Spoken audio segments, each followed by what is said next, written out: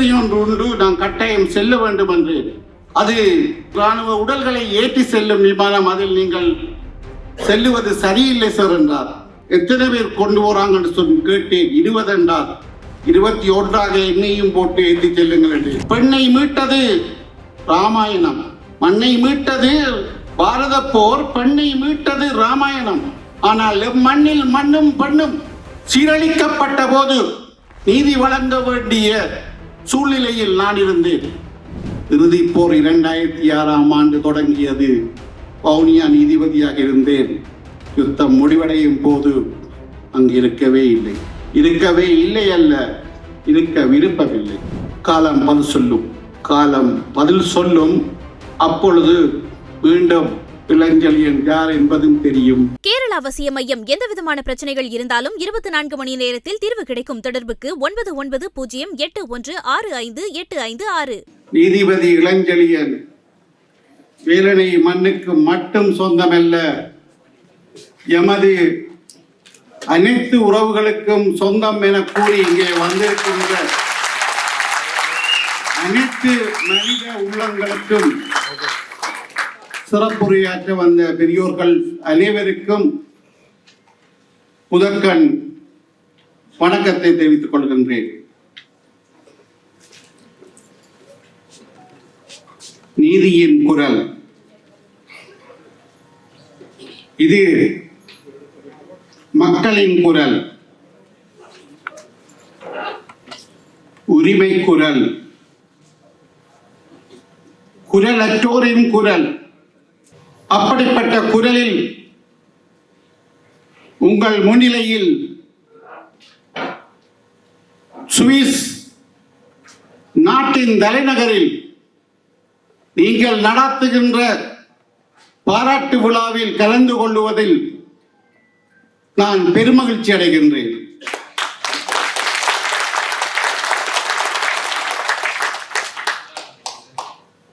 நீதிமன்றத்தில் 28 ஆண்டுகள் நீதிபதியாக எனது கடமை உருண்டோடியது. 96 ஜால்மன் சூரிய கதிர் நடவடிக்கையின் போது செம்மணி புதைகுழி கிருஷாந்தி என புதைகுழிகள் தோன்றுமாறு அழைக்கப்பட்ட போது 8 நீதிபதிகள் வழக்கை விசாரணை செய்ய மறுத்த போது 9வது நீதிபதியாக களத்தில் இறங்கியவன் தான் நான்.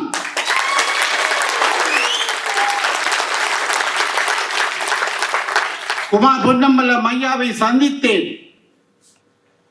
ஆபத்தான வழக்கு, உயிருக்கு அச்சுறுத்தலான வழக்கு. அச்சமின்றி தீர்ப்பு வழங்குவாயா என கேட்டார்.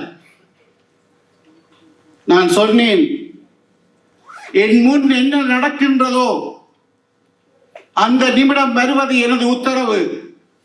அதற்காக யாரிடமும் ஆலோசனையும் பெற மாட்டேன். எனக்கு எது சரியோ அதை செய்வேன் என்று அவர் உடனடியாக புறப்படுமாறு கோரினார். மத்திய நீதிபதிகளுக்கு அச்சுறுத்தல்கள் என கூறப்பட்டது. எனக்கும் அச்சுறுத்தல் வரும் என அரசு நம்பியது.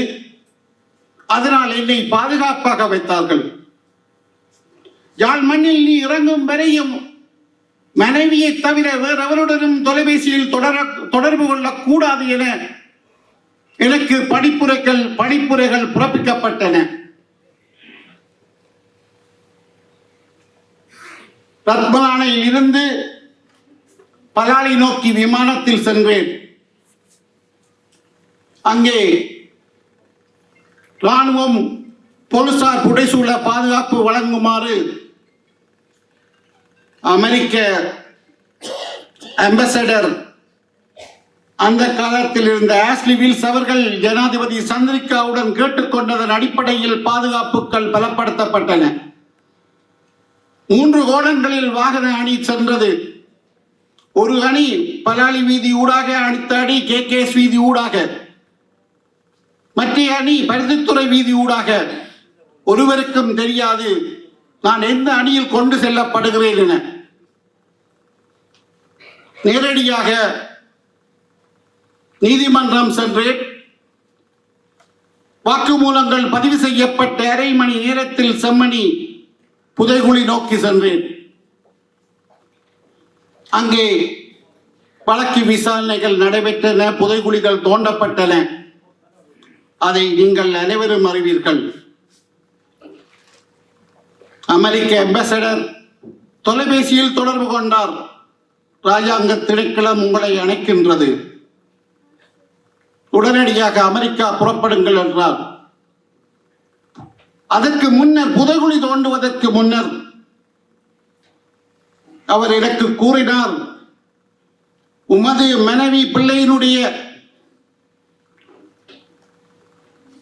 மனைவியினுடைய கடவுச்சீட்டை எடுத்து வைத்திருங்கள் என்றார். நான் ஏனென்று கேட்டேன். எந்த கோணத்தில் அச்சுறுத்தல் வந்தாலும் அடுத்த நிமிடம் உங்களை அமெரிக்கா கொண்டு செல்வேன் என்றார். நான் தேவையில்லை என்றேன். அச்சமயம் எனக்கு கடவுச்சீட்டும் இல்லை.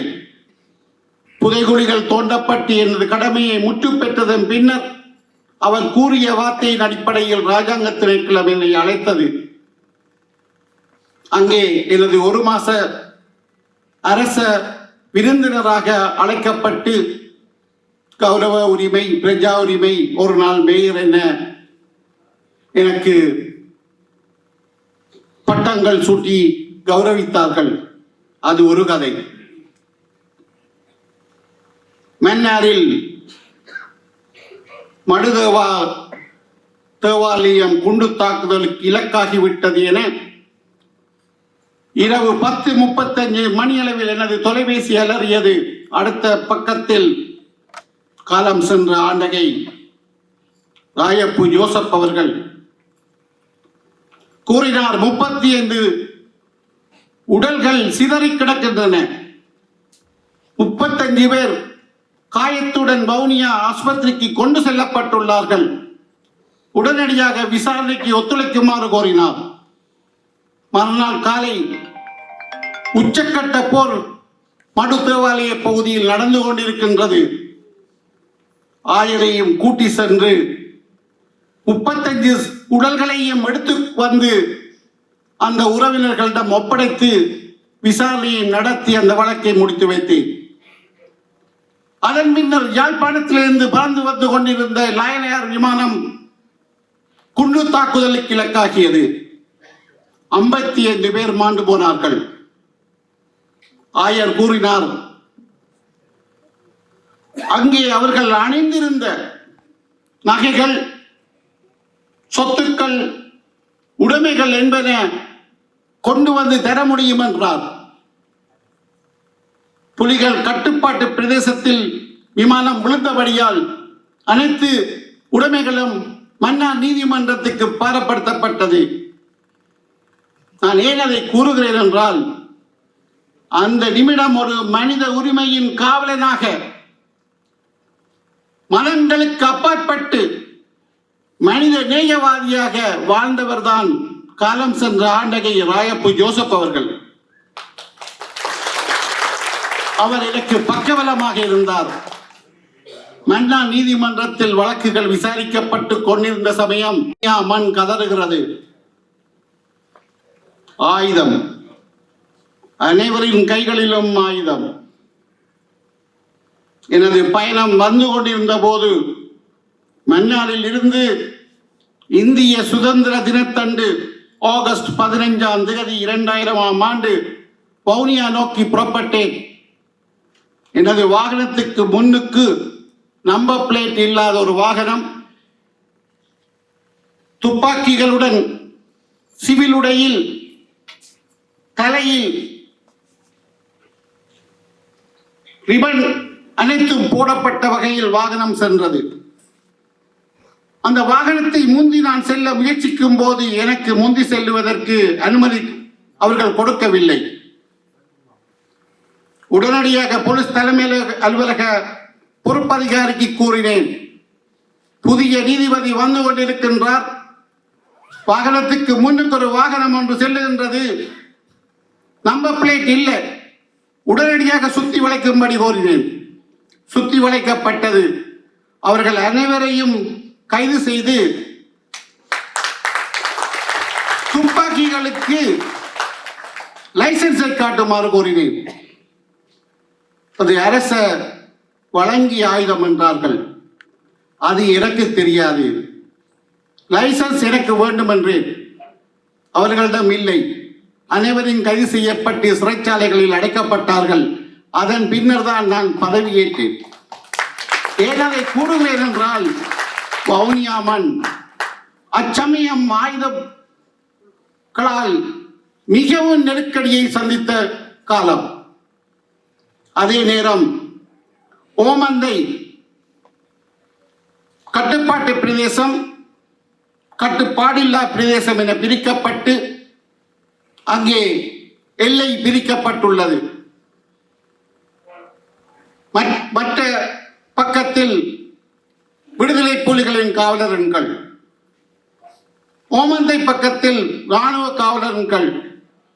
300 யார்டு தூரம் ஒருவருக்கும் சொந்தமில்லாத பிரதேசம், நோ மேன்ஸ் லேண்ட். சுவிட்சர்லாந்து தலைமையிடமாக கொண்ட சர்வதேச செஞ்சிலுவை சங்கத்தின் கட்டுப்பாட்டில் இருந்தது. காலை 8 மணிக்கு பேரியர் திறப்பார்கள். 25,000 மக்கள் வவுனியா நோக்கி வருவார்கள்.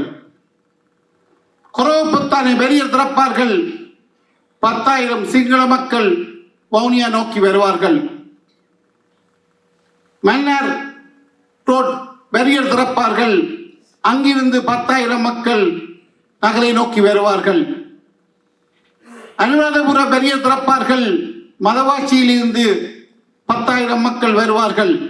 நீங்கள் நம்ப மாட்டீர்கள், 10 மணியிலிருந்து 2 மணி வரையும் வவுனியா நகரம் 1,00,000 மக்களால் பொருட்கள் வாங்குவதற்காக ஓடித் திரிவார்கள். ஆனால் 2 மணிக்கு அனைவரும் திரும்ப வேண்டும், மிக விரைவாக திரும்ப வேண்டும். பேரியர் க்ளோஸ் பண்ணுவாங்க. அந்த நேரங்களில் கைது நடவடிக்கைகள், காணாமல் போகின்ற நடவடிக்கைகள், முறைப்பாடுகள் என பல சம்பவங்கள் நடந்துள்ளன. அப்படி உச்சக்கட்ட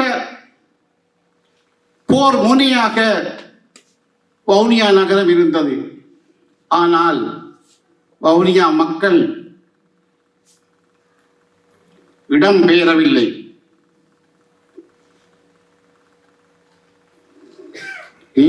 நீதிமன்றத்தில் நம்பிக்கை வைத்தார்கள்.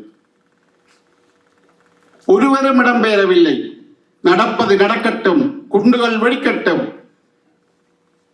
கைதுகள் நடக்கும், நீதி கிடைக்கும். அங்கே அனைவரும் இருந்தார்கள். யாழ் நகரம் இடம்பெயர்ந்தது. மன்னார் நகரம் சில பகுதிகள் இடம்பெயர்ந்தன. ஆனால் வவுனியா நகரம் இடம்பெயரவே இல்லை. ஏன் இதை நான் கூறுகிறேன் என்றால், யுத்த களத்தில் ஒரு நீதிமன்றத்தை நடத்துவது என்பது சாதாரண விடயமும் அல்ல. அங்கே நடக்கின்ற செயற்பாடுகளை கட்டுப்பாட்டுக்குள் கொண்டு வருவதற்கு சாதாரண விடயமும் அல்ல. எனது பிள்ளையை கொலை செய்வேன் என்றார்கள்.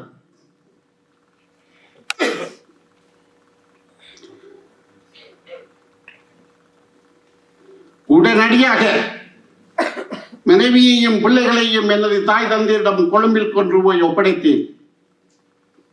நான் தனிக்காட்டு ராஜாவாகத்தான் இருக்க வேண்டும்.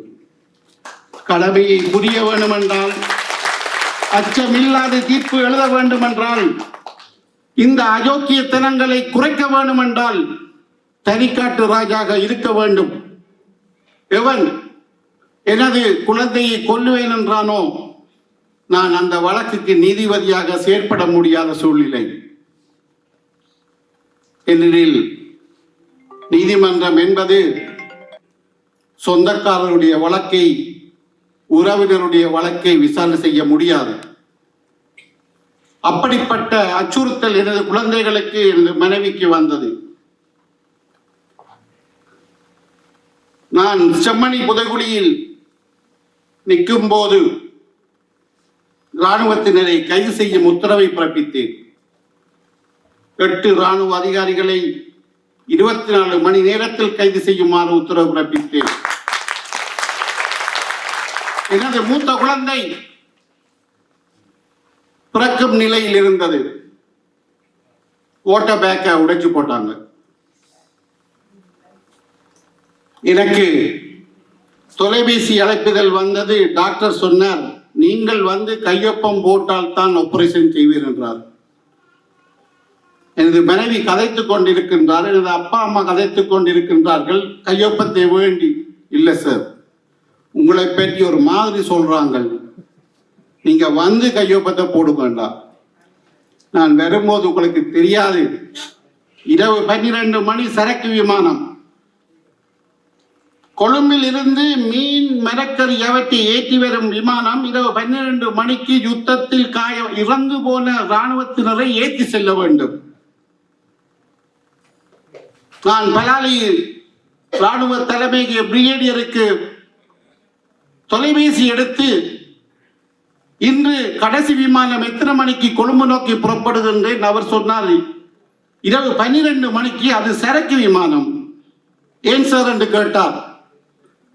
பிரசவ பிரச்சனை ஒன்று உண்டு, நான் கட்டாயம் செல்ல வேண்டும் என்று. அது உடல்களை இராணுவ உடல்களை ஏற்றி செல்லும் விமானம், அதில் நீங்கள் செல்லுவது சரியில்லை சார் என்றார். எத்தனை பேர் கொண்டு போறாங்கன்னு சொல்லி கேட்டேன். 20 என்றார். 21 என்னையும் போட்டு ஏற்றி செல்லுங்கள் என்று. அந்த சரக்கு விமானம் அந்த தரை முட்டியது. கொழும்பில்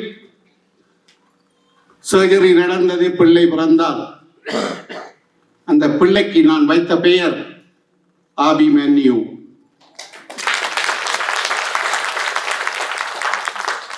தந்தை அர்ஜுனன் போர் முனையில் நிற்கும் போது கிருஷ்ண பரமாத்மா சுபத்ரையின்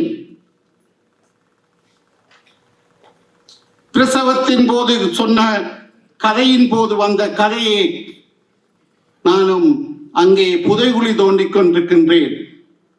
ஒரு சமூக அவலம் அங்கே அரங்கேறிக் கொண்டிருக்கின்றது. நீதி தேவைப்படுகின்றது. அச்சமயம் பிறந்த குழந்தைக்கு நான் மகாபாரதத்தின் அபிமன்யு என பெயரிட்டேன். ஏன் அதை கூறுகிறேன் என்றால்,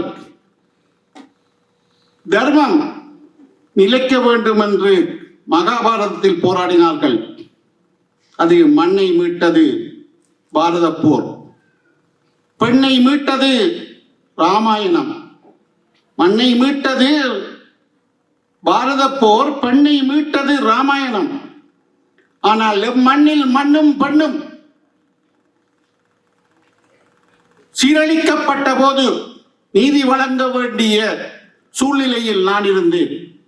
அந்த வகையில் வவுனியா மாவட்டம் 9 ஆண்டுகள், ஒரு நீதிபதிக்கு 3 ஆண்டுகளில் இடமாற்றம். தொடர்ச்சியாக 9 ஆண்டுகள் நான் கடமை புரிந்தேன். இடமாற்றம் நான் கோரவும் இல்லை, அவங்க தரவும் இல்லை. போர் முனை, இறுதி போர் முனை நெருங்கிக் கொண்டிருக்கும் போது திருகோணமலைக்கு இடமாற்றம் செய்யப்பட்டேன். நான் நேசிக்கும் மாவட்டம் திருமலை. ஏனெனில் யாழ் மண் எவரும் காப்பாற்றிக் கொள்ளுவார்கள். கிழக்கு மண் காப்பாற்றப்பட வேண்டிய மண். அது மட்டக்களப்பாக இருந்தால் என்ன, கல்முனையாக இருந்தால் என்ன, திருமலையாக இருந்தால் என்ன. சகோதரர் இருக்கிறார் கல்லாது சதீஷ். ஒரு நாள் கூட முகம் பார்த்து கதைத்ததில்லை. ஆனால் அவருடைய எழுத்தாக்கங்கள் என்னை பிடிக்கும். அதில் மிக முக்கியமானது, அவர் கல்லாரை சேர்ந்தவர், அதனால் மிகவும் நெருக்கமாக பிடிக்கும். சகோதரர் தமிழரசு கிழக்கு மாகாணத்தை சேர்ந்தவர். அவர் அச்சுறுத்தல்களுக்கு உள்ளாக்கப்படுபவர். அதனால் அவருடைய ஊரை நான் சொல்ல விரும்பவில்லை. கிழக்கில் மணி மகுடங்கள். என்னுடைய விழாவுக்கு இந்த ஏற்பாட்டாளருக்கு நான் முதற்கண் நன்றி சொல்லுவேன். வடக்கு கிழக்கேனை அனைவரையும் அழைத்து இந்த பெருமையை தந்ததற்கு நான் ஏற்பாட்டாளருக்கு நன்றியை தெரிவிக்கின்றேன். மட்டக்களப்பு மாவட்டம், கல்லாறு அம்பாறை மாவட்டம், திருமலை மாவட்டம் தற்சமயம் இறுதியாக பேசினார். திருமலை சந்தோஷமாக இருந்தது. நீதிமன்றத்துக்கு பக்கத்து வீடு என்றார். நல்ல காலம் அவர் என்னை சந்திக்கவில்லை.